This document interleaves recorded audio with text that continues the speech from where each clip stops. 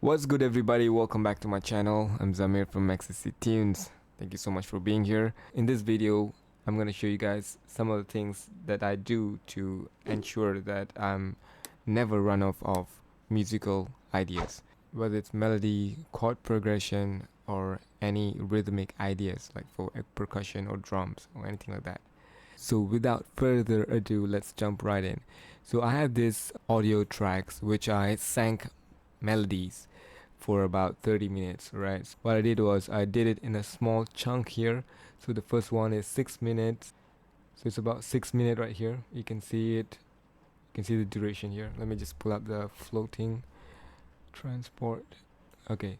So it is about 6 minutes, right? And then the next one, it's also about 6 minutes long, which is 12 minutes. Why I do in a small chunk is because I don't want to run out of breath when I'm singing, or when I'm playing a guitar or playing some drums. I don't want to feel tired and be monotonous when I'm creating some ideas, right? So I take a break a little bit and then I re-record all my ideas afterwards. So I have about 6 minutes here, 6 minutes here, and then maybe shorter. I don't know how long was it for. 12 until 13. Oh, this is about a minute long. I don't know what happened here. Maybe I needed to take a break and drink water. Right, I've managed to record for 30 minutes straight, right? But in between I did take a lot of break, but I try to complete this in one sitting.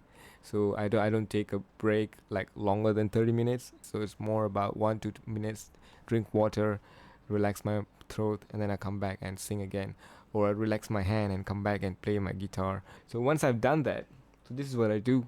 Okay, now I've got 30 minutes worth of musical ideas. Okay, some may be good, some may be bad, some may be potential to be a hit song, alright?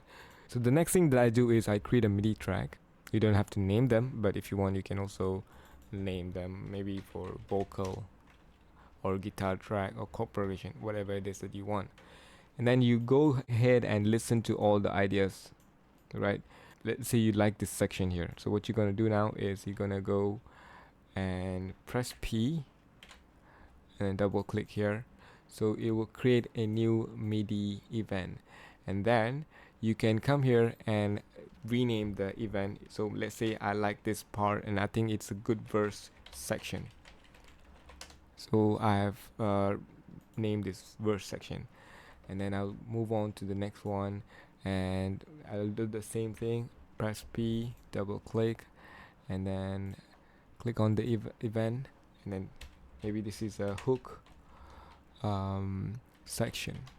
Okay, but what if I have more things that I want to add? For example, this hook section is great, but I want the first melody only from this hook section, the second one I want from the verse section, right?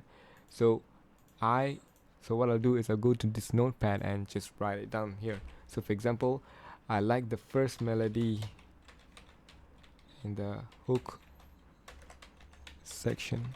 Maybe the verse section, I like the third melody from the verse.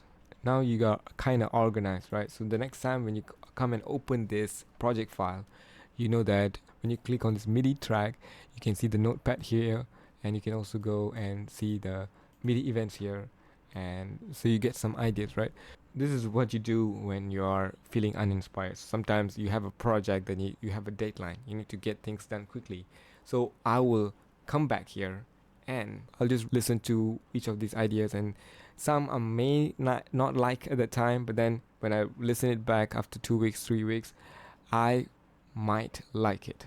All right, and then if I send that to my client, if they like it, I'll work on it, right?